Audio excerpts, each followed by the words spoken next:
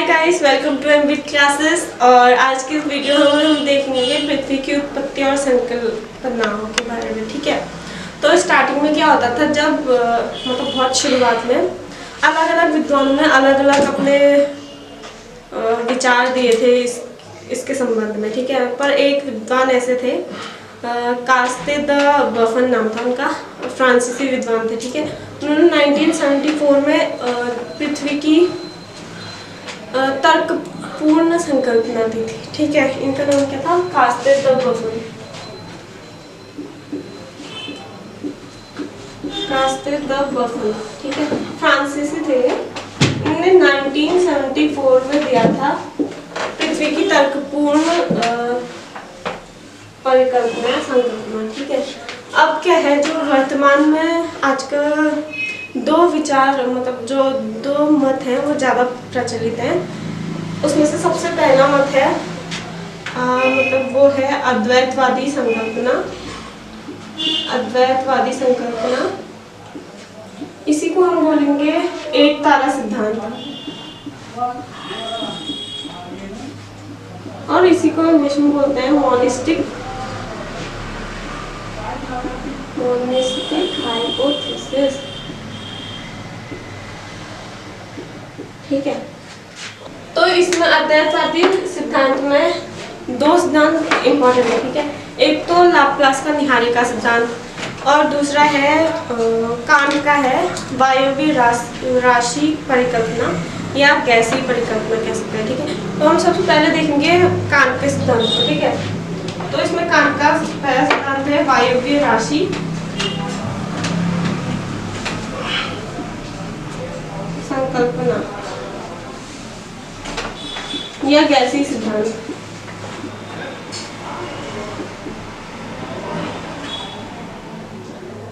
ठीक है, तो 1754 में इन्होंने एक बुक लिखी थी, general natural history of the world, और एक और बुक थी थ्योरी ऑफ हेवन। ठीक है, उसमें इन्होंने पृथ्वी की उत्पत्ति से संबंधित जो विचारधारा थी वो दी थी। ठीक है, अब इनकी जो ये विचारधारा है उसके अनुसार इसमें होता क्या है। ठीक है, सबसे पहले उन्होंने क्या बोला कि ब्रह्मांड में दो छोटे छोटे कण उपस्थित थे और वो गतिहीन थे, मतलब वो स्थिर थे, उनमें कोई गति नहीं थी। ठीक है, और फिर क्या हुआ, फिर बाद में जब गतिहीन थे, ठीक हो गया, फिर एक दूसरे की आकर्षण शक्ति के कारण, दो थे ना क्योंकि वो कण, तो आकर्षण मतलब गुरुत्वाकर्षण शक्ति के कारण वो एक दूसरे की ओर आकर्षित हुए। ठीक है, आकर्षित होने के बाद क्या हुआ, जब आकर्षित हुए टकराने लगे। ठीक, टकराना यानी कि घर्षण के बाद घर्षण हुआ उनमें, फिर उसमें ऊष्मा उत्पन्न हुई। ठीक है, ऊष्मा उत्पन्न हुई तो जो ये गतिहीन कण थे ना वो घूमने लग गए। ठीक है,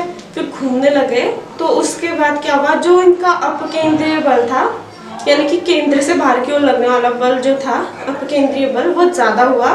तो उसमें से फिर एक मतलब उसमें से एक छल्ला बाहर की ओर निकला। ठीक है, एक छल्ला बाहर की ओर निकला, और यही प्रक्रिया 9 बार हुई। ठीक है, यही प्रक्रिया 9 बार हुई, और फिर लगातार 9 बार होगी तो 9 छल्ले बाहर निकलेंगे। फिर ये बाद में ठंडे होके ग्रह बन गए, और जो बीच वाला भाग जो बचा था वो सूर्य बन गया। ठीक है, इसमें इन्होंने ऐसा बोला है। ठीक, अब जो सेकंड है क्या है उसका, लाप्लास की सिद्धांत के अनुसार उसने क्या बोला है कि लाप्लास निहारिका संकल्पना।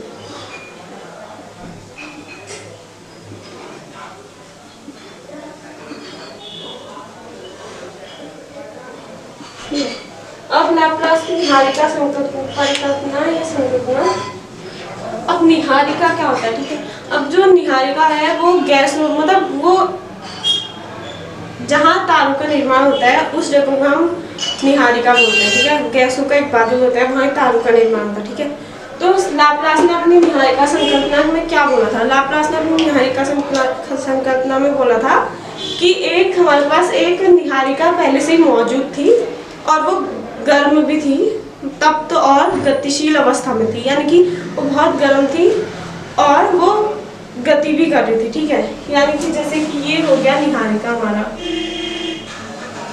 ठीक है, ये निहारिका थी, ये गर्म और गतिशील दोनों थी, ठीक है, गर्म और गतिशील, ठीक है।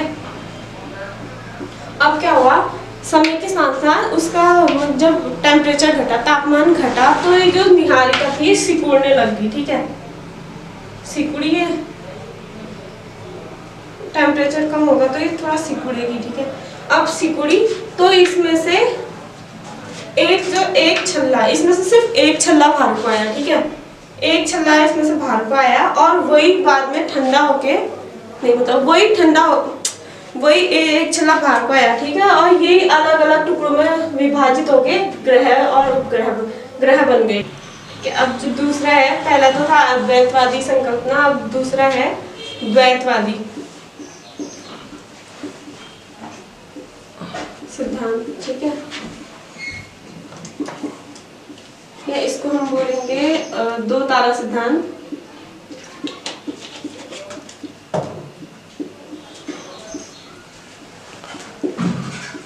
या डुअलिस्टिक थ्योरी, ठीक है।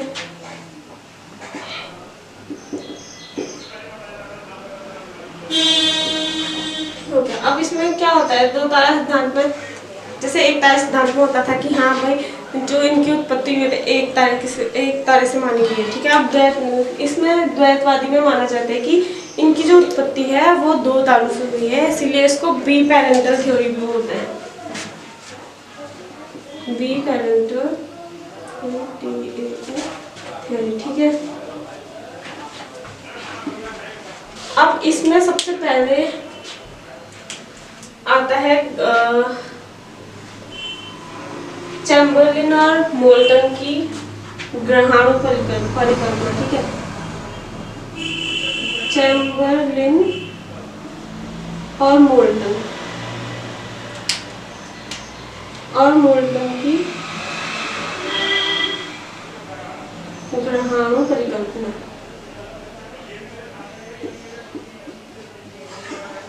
ठीक है। तो 1905 में ये चैम्बरलिन और मोल्टन ने ग्रहाणु परिकल्पना दी थी, ठीक हो गया। अब इन्होंने क्या बोला था कि जब मतलब दो तारे, मतलब एक सूर्य और एक तारा था इस ब्रह्मांड में था, ठीक है, मतलब दो तारे थे, और जो मतलब एक तो सूर्य था, सूर्य, और दूसरा था एक तारा, ठीक है, एक तारा था विशालकाय तारा, मतलब इसका साथी तारा है, ठीक है। ब्रह्मांड में ये दोनों तारे उपस्थित थे। अब हुआ क्या, ये जो तारा है वो घूमते घूमते, ठीक है, घूमते घूमते जब ये आया सूर्य के यहाँ नजदीक पहुंचा, ठीक है, जब ये सूर्य के नजदीक आया, ये आया तारा सूर्य के नजदीक, तो इसमें से क्या हुआ कि इसमें से इस तारे की जो गुरुत्वाकर्षण शक्ति थी उसके कारण सूर्य से कुछ कण टूटे, ठीक है, छोटे और थोड़े बड़े बड़े कण टूट के अलग हुए, ठीक है। इन्हीं को हम बोलते हैं, इन्हीं को ग्रहाणु परिकल्पना में ग्रहाणु बोला गया है, इन्हीं कणों को, ठीक है। अब हुआ क्या, ये छोटे कण तो टूट गए, और जो बड़े कण थे ना, मतलब छोटे बड़े कण दोनों टूटे। इसमें जो थोड़े बड़े साइज के कण थे उनके आसपास देखो, ये जो थोड़े बड़े बड़े साइज के कण थे उनके आसपास जो छोटे छोटे कण है ना वो चिपक गए थे, ठीक है। यानी कि जो बड़े कण थे वो छोटे कणों ने केंद्र का कार्य किया, ठीक है, उन लोगों ने। तो ऐसा, तो जब ये सब हुआ, इसी से हमारे जो ग्रह हैं वो बने।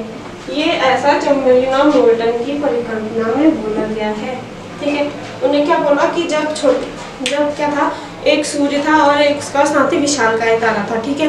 अब हुआ क्या कि जब जो तारा है वो घूमते घूमते आया, सूर्य के नजदीक पहुंचा, ठीक है, ये सूर्य है, ये तारा है, ठीक है। सूर्य के नजदीक पहुंचा तो तारे की गुरुत्वाकर्षण शक्ति के कारण सूर्य से कुछ चीज टूट के अलग, कुछ छोटे छोटे कण टूट के अलग हुए, ठीक है। छोटे छोटे कण टूट के, मतलब छोटे और बड़े दोनों कण टूट के अलग हुए। तो उसमें से जो बड़े कण थे वो छोटे कणों के लिए उन्होंने केंद्र का कार्य किया, यानी कि जो छोटे कण थे वो बड़े कणों में जाके चिपक गए थे। इसी से जो है हमारा ग्रह उनका निर्माण हुआ, ठीक है, उनकी उत्पत्ति हुई, ठीक है। अब जो दूसरा सिद्धांत, इसमें दूसरा सिद्धांत दिया है, एक तो चैम्बरलिन और मोल्टन का दिया, और दूसरा दिया है जेम्स जीन्स और जेफरीज ने, ठीक है। ये पहला सिद्धांत है उनका, मतलब ये द्वैतवादी सिद्धांत में पहला सिद्धांत दिया है चैम्बरलेन और बोल्टन ने। और दूसरा है जेम्स जीन्स और जेफरीज, ठीक है। जेम्स जीन्स और जेफरीज, ठीक है। इन्होंने और इनकी जो इन्हें सिद्धांत दिया है उसका नाम है ज्वारीय सिद्धांत, ठीक है। जेम्स जीन्स जेफरीज ने ज्वारीय सिद्धांत दिया है, ठीक है। इसको याद करने का सबसे अच्छा तरीका ट्रिपल जे, और मतलब 4 बार जे जे जे जे जे जे जे जे जे जे जेम्स जीन्स ज्वारीज और जेम्स जीन्स जेफरीज और ज्वारीय परिकल्पना, ठीक है। अब इन्होंने क्या बोला, इन्होंने भी यही बोला है कि ब्रह्मांड, जो हमारा ब्रह्मांड है वहाँ 2 तारे तो थे, मतलब एक सूर्य था एक तारा था, ठीक है। फिर जब घूमते घूमते वही तारा सूर्य के पास से होके गुजरा, ठीक है, वो तारा। तो फिर उसके आकर्षण, उसकी ज्वारीय शक्ति से जो हमारा सूर्य था उसमें से एक फिलामेंट टूट के अलग हुआ, ठीक है। एक टुकड़ा टूट के अलग हुआ, जो बाद में उसी टुकड़े से बाद में हमारे ग्रहों का निर्माण हुआ, ठीक हो गया।